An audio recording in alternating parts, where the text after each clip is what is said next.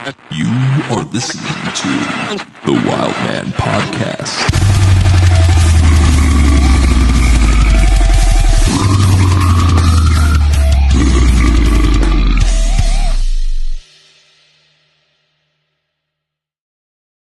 And we're solid. Okay, so thank you for choosing the Wild Man Podcast. Today, my guest is Johnny from Carcosa and Angel Maker, the man, the myth, the legend. What up, man? Isn't it your birthday today? Yes, sir. Hey, happy birthday, man. Appreciate it. My co-host was going to be here today, but we live in two separate parts of the country. He lives in like the West Coast. He lives in LA, believe it or not. Yeah. And I live in Iowa, so like we're in two different time zones. So we were talking this morning, and he was like, "This, I just got home from Vegas. I don't think I'm gonna be able to make it." Ah, is he hungover or what? He's in 5 different bands. Oh yeah. So like he goes out to Vegas to play shows and does all that stuff. Sweet. I appreciate you doing this. I know we've been talking about it for a little bit, and we've met a couple times now since the whole everything. Like the first time when you guys played Iowa City, I think that was the first time we met. Yep. Then we met in Chicago when the Walmart thing went off. Yeah, that was fun. That show was really cool. Yeah. Sadly, that Walmart thing's dying out now. Sadly. It's the way it goes, man. Internet stuff, it comes and goes real fast.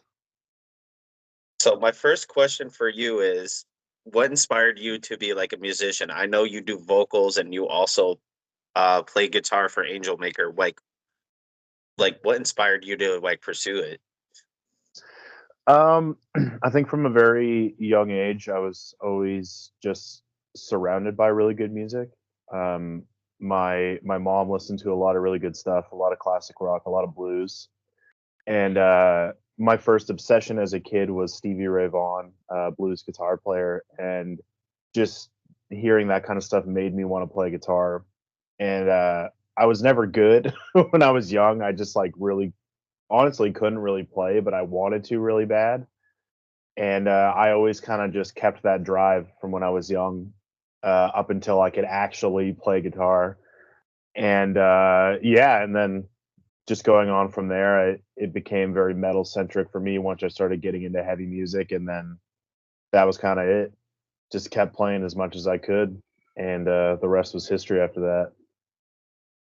Oh yeah, for sure. Like you guys been putting out like a good chunk of music, like Angel Maker and Carcosa. You both have like released recently singles, and I know you guys are probably working on like I know Carcosa, correct, is working on a new album, correct? Both bands have albums that are done Oh, entirely.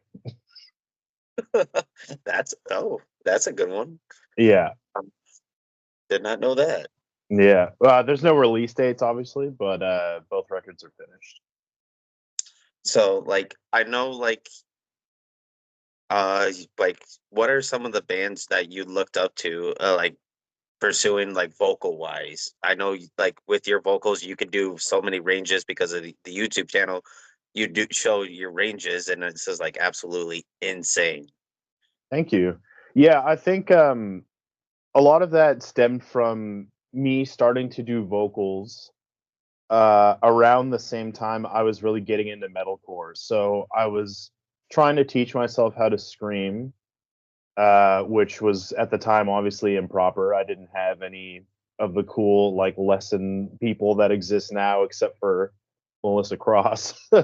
But yeah, I started learning how to scream from doing that, and then since I was such a big Killswitch Engage fan, I wanted to learn how to sing too. So I was trying to do both at the same time, and I wasn't any good, and I worked on it for like 10 years, and now I feel like I'm in a place where I'm pretty comfortable with it. But yeah, man, it's been cool. Oh yeah, like every time I see you guys perform, it's absolutely like a treat because like watching you do vocals is a like I love seeing you play guitar. Like I see the dedication of both projects, but like when you do vocals, it's absolutely insane. I like to have fun, at least live. I don't like to do the stereotypical kind of death metal, deathcore vocalist thing where I'm all serious all the time. I just like to have a good time. It just makes it a lot more fun.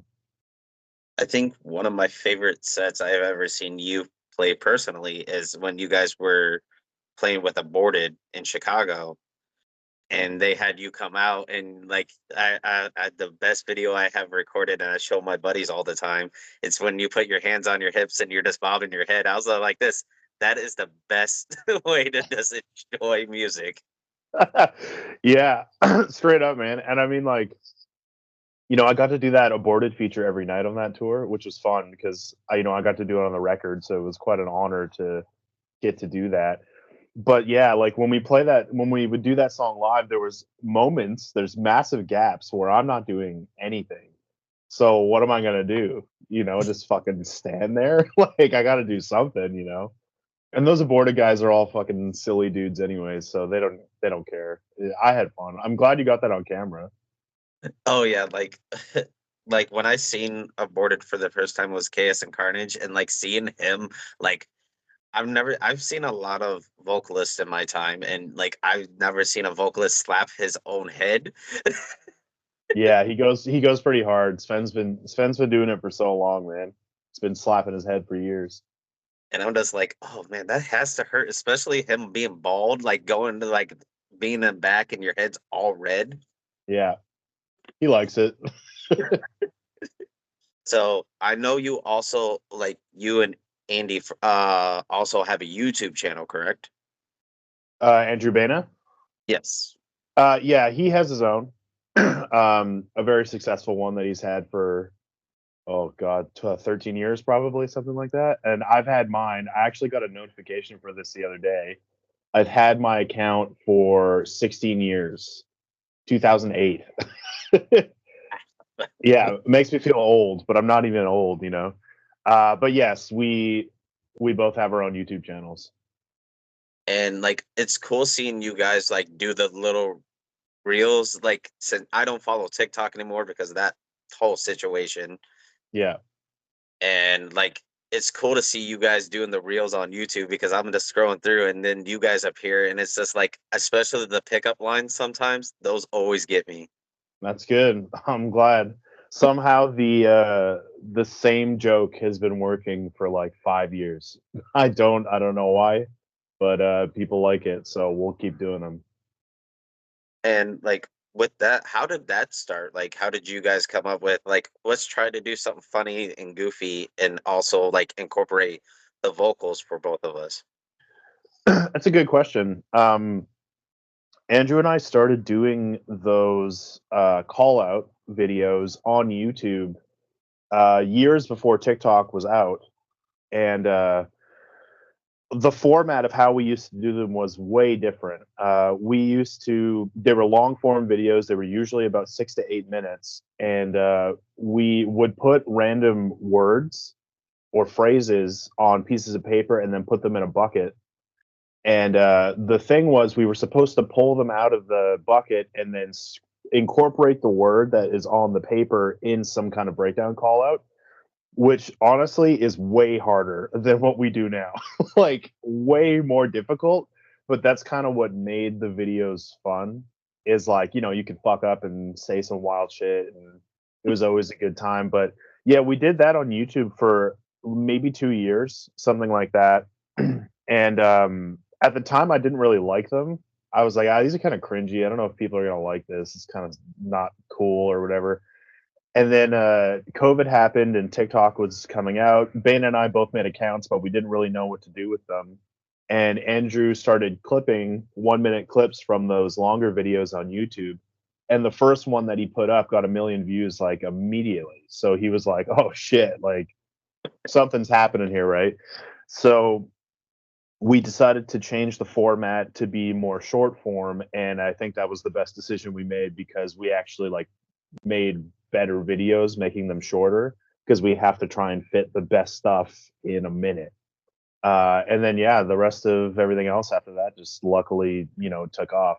You know how you were saying before with your guys' viral Walmart stuff, like, it comes and goes, right? Like you had your 15 minutes, your day in the sun, and it kind of went away. That's what we are experiencing and have been experiencing on TikTok specifically for the past 2 years. Like complete decline. Like no one cares on TikTok anymore, but Instagram and YouTube both service those the breakdown call-outs really well. People still seem to like them, so we'll do them till we get asked to stop. Well, whoever tells you guys to stop, definitely don't, because like I send the pickup lines to like my metal buddies in my group chat, and I'm just like this, and I send a winky face. I'm like, this is for you, big guys. I love it. That's what it's for. Like I was talking to one of my buddies, and like he was all like this. We should do something like that. I was all like this. Okay, you've been doing vocals since you were 12 years old. I was like, doing slam vocals. Everybody's gonna look at me like I don't know what he's saying. Yeah. I mean, sometimes it happens, man. Captions are important. That's usually why we try to include them so that people can understand it. And it's like it can potentially reach a wider audience if people understand what you're saying. But also slam it out. Who cares? Oh yeah, like I feel like slam's in an all-time high, as crazy as it is right now. It definitely is, which is I never thought I'd live in a world where slam is as popular as it is, but I'm all for it. Oh yeah. I know you're a big fan of Star Wars, correct? Yes. What is your favorite character? I've always wanted to ask that, and I'm just like every time I go home, I'm like, shit, I forgot to ask. Um, well, I'm a pretty big Star Wars dork. So I'm pretty deep in it. I've gone down the rabbit hole and I have been going down that rabbit hole for many, many years.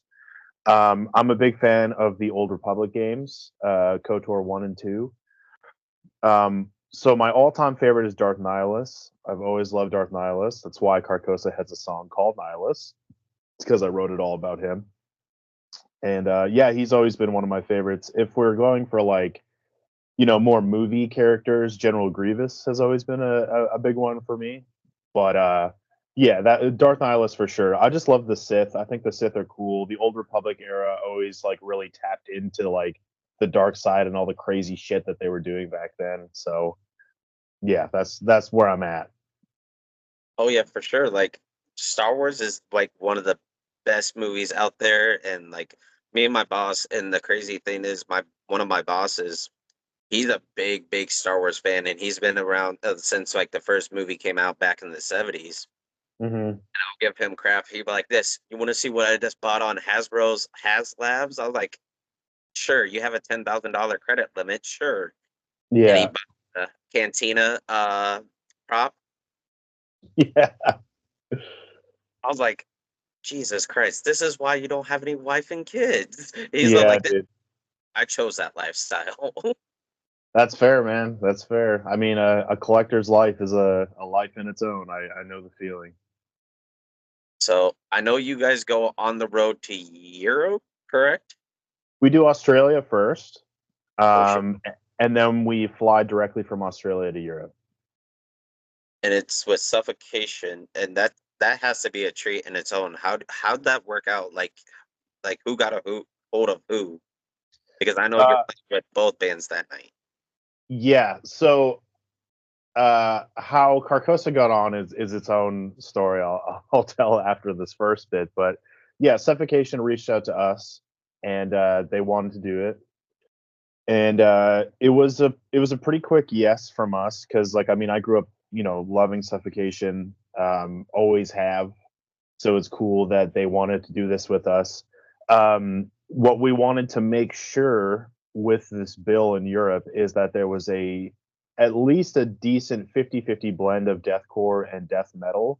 We have Fuming Mouth on there that is like, the new wave of old school death metal sounding bands, which is dope. So we needed to have them. And then Angelmaker had some core, but then we didn't have another deathcore band. There was somebody on before that dropped out. So it just so happened to work out that I was visiting our manager, Bryce Lucian. He manages Peeling Flesh as well. There was a Peeling Flesh show in Seattle. We went to go see him. with Andrew Baina, and we were both maybe having a few drinks, and everyone was a bit tipsy. And we said to our manager, like, why can't we get Carcosa on the Europe bill? Why don't we just do that? And we sent a video to our booking agent in Europe when we're all super hammered, being like, Carcosa, let's have us on the bill. And then we got added to the bill. So it worked out pretty well. But I did say after Angel Maker did the headliner with Carcosa that I wouldn't do double duty again just because it's a lot of work. And I don't get a lot of time during the day.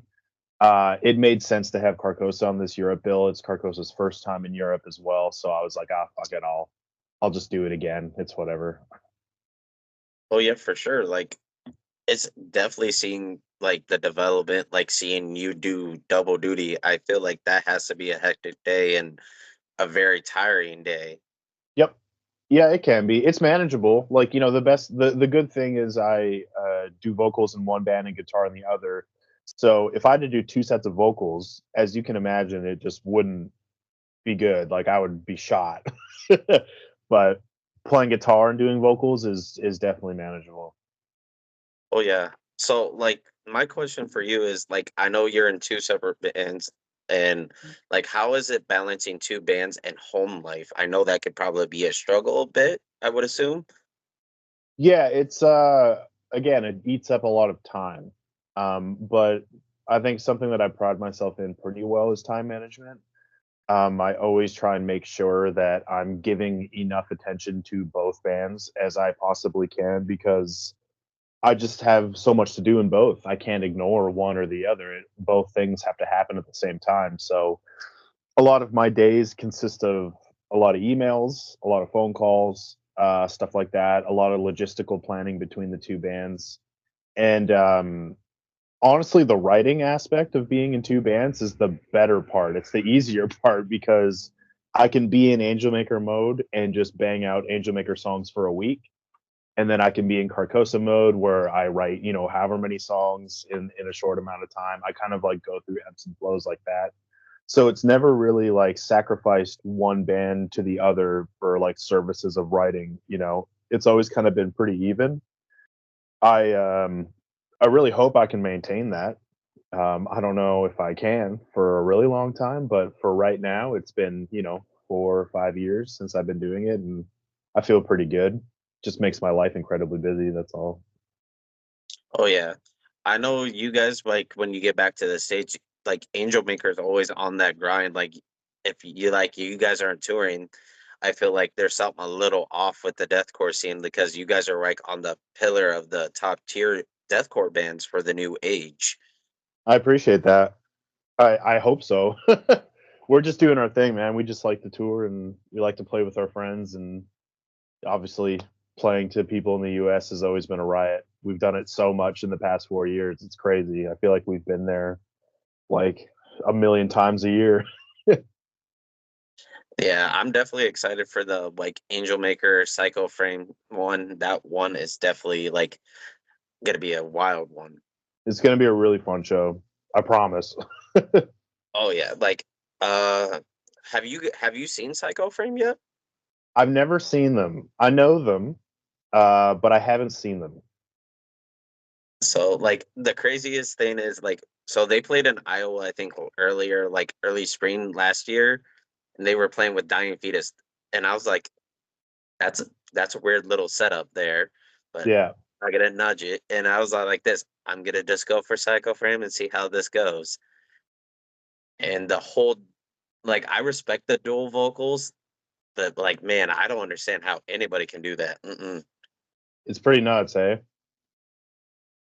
And like I was like my dream tour for like you guys like it's like of course Despised Icon like headlining and like Angel Maker Psycho Frame like all the bands that have two vocalists in it and it's called Two-Headed Giant It's not a bad idea.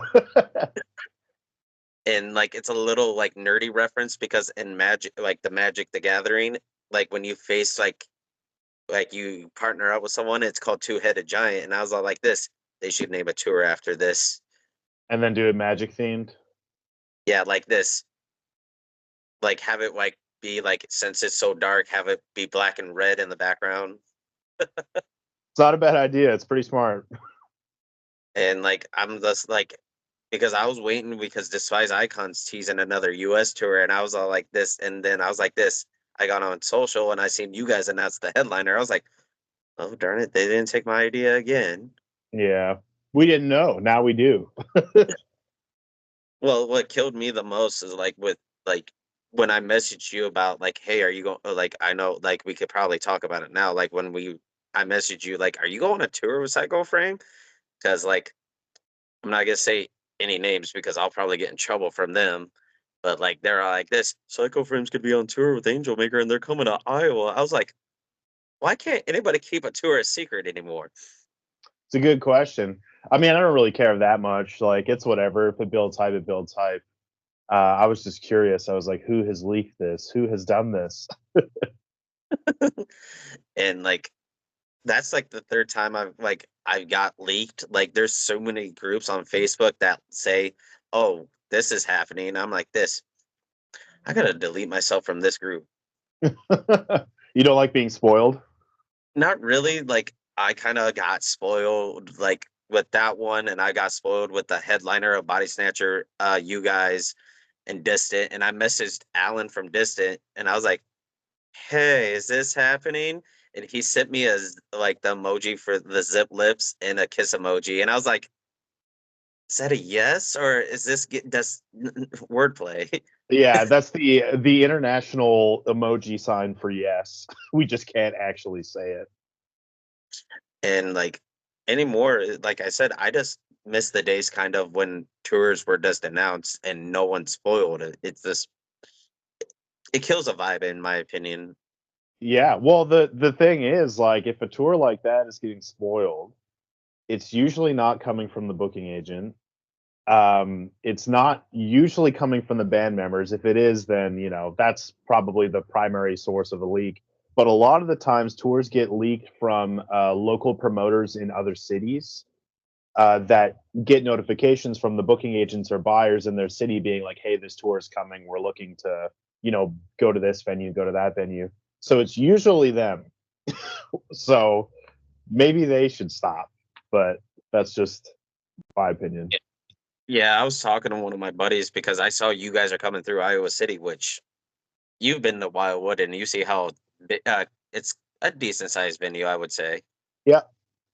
And I feel like you guys are gonna tear it up that night. There's gonna be a hole in a wall somewhere. Oh yeah, that's the fun part. And like I love the close personal like venues now because like I'm always afraid to crowd surf at like venues with security in the front because I seen the Acacia Strain last year in March and they were literally shoving people back. And I was like, I'm gonna die if I crowd surf. I'm a Yeah, we two like boy. fair man. We like those venues too. Like as long as we have like a decent amount of stage space, which I know is asking a lot for us because there's a million of us, we're pretty happy. But the intimate venues are definitely the preferred ones for us. Oh yeah, for sure. So can you talk about the new Carcosa or Angel Maker record? Yeah, I could talk about it loosely for sure. Uh, Um, Go ahead. the Carcosa record, um, I have been writing it for probably about 3 years. I was writing it alongside all of us getting together and recording the singles that we put out, like Born to Lose, Nothing, Righteous Man, all that stuff. All of those singles have come out separately from the album that was actually being written. So all of those singles that we've put out over the past 2 to 3 years will not be on the record, and the record will have all new songs. Um, it's a full concept record, similar to the first one that we did, Absent Post. It's about my family life and growing up, and it's not a very fun story in the sense of like happy. It's very very sad, but um, I feel very like it's a cathartic feeling finally writing this album and kind of getting those feelings out and closing a chapter of my life off. So I think it'll hopefully be relatable to a lot of people that have come from broken homes over, their life. And it's definitely a change of pace from what we do. Like, we're obviously a pretty lighthearted band and we joke around and we make silly videos and all that kind of stuff. But this is definitely entering into our more serious territory. And we'll always retain like our funny attitudes and all that kind of stuff. But I did really want to write a serious story, and I feel pretty happy about where it went and how it makes me feel. So it's gonna be fun. It's a very different album for us, but I think that people will enjoy it.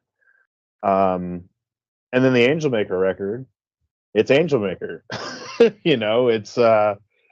It's everything we do, but we just keep trying to do it better. We just keep trying to one up ourselves. We went with a new producer. We recorded with the same engineer, Tim Creviston, who's awesome. He's been doing all of our past stuff. He did Sanctum. He's done Suffer Forever as well.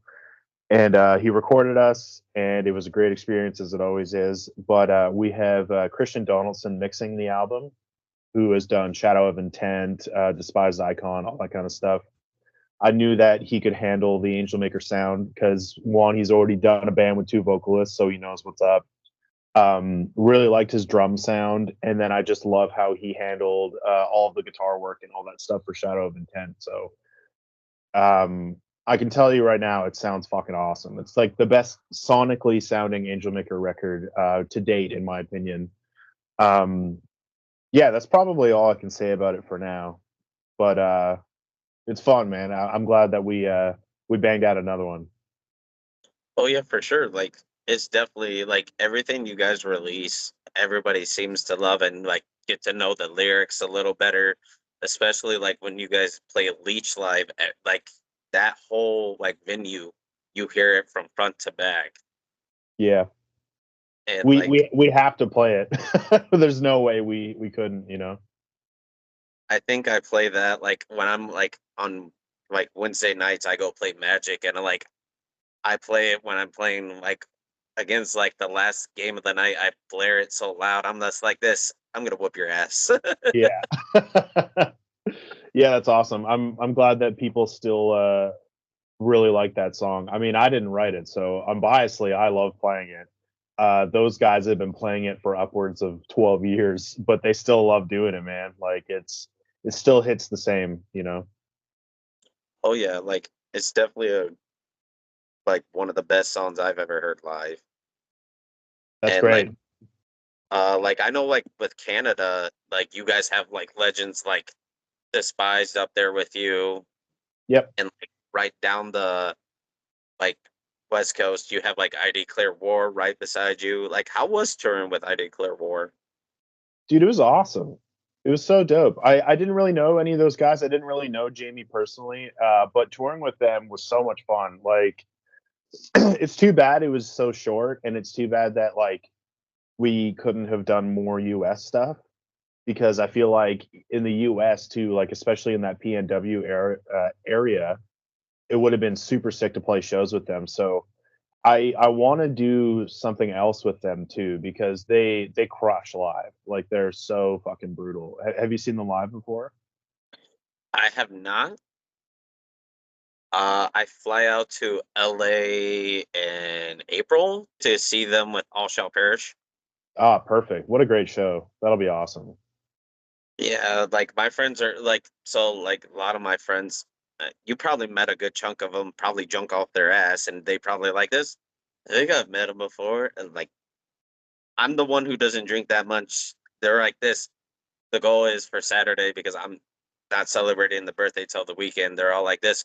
Let's get Jacob blacked out drunk. He never drinks that much. I'm like, No," but like, they always talk to me, and I'm like, I'm flying out to LA this year. They're like, for what? And I send them the poster that, and like all my friends are a tad bit older, so they grew up in that MySpace era, and they're just like this.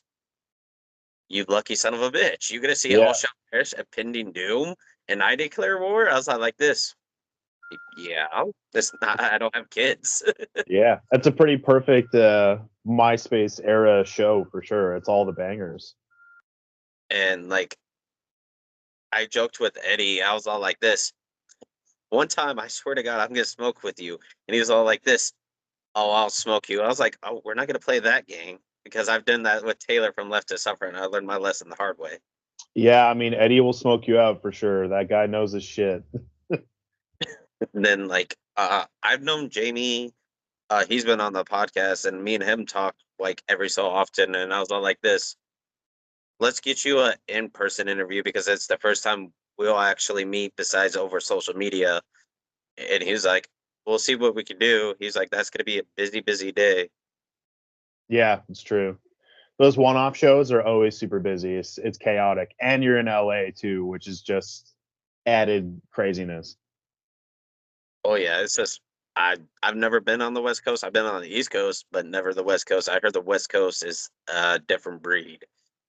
It is the East and the West, very very different, but they're awesome in their own ways. I love both very much. Oh yeah, for sure. So like with you guys releasing merch, I know you guys did the Star Wars one. Like, who does your guys' design for like both bands? Like, do you guys reach out to the like different artists, or is it the same artist for both bands? There's some people that we go back to a decent amount. Cooper in Carcosa is our merch guy. He takes care of a lot of that stuff, like sourcing out designs and artists and stuff like that. So we've reused a lot of people that he's found over the years. But often we are the ones that come up with the concepts and then we pitch it to artists and just cross our fingers and hope that they can do it. And honestly, the past few times we've done this, it's been perfect every single time. Like they nail it, which is awesome. So I think that we are picking people that we know will crush it, and then they do, thankfully. So yeah, we have a pretty big hand in that. We don't really outsource people doing our merch. Like we try to keep it all in house. Oh yeah, for sure, for sure. I don't think I have any more questions for you, my good sir. I know this was a short little interview, but It's all good, man. so I greatly appreciate you and thank you for doing this. Yeah, no problem. Happy birthday. Thank you. I should have it like I'm gonna probably edit tomorrow. I'm on like a 6-day vacation now, so I'm gonna edit tomorrow, Yeah, do your thing, man. and I'm gonna go play Magic today and chill out and just not try to think of work because my body is work, work, work. Don't think about it, man. Just relax, do your thing. So have fun in Europe. Don't do anything crazy. I'll do my best. All right, try to get some rest, brother. Sounds good, man. Thank you so much.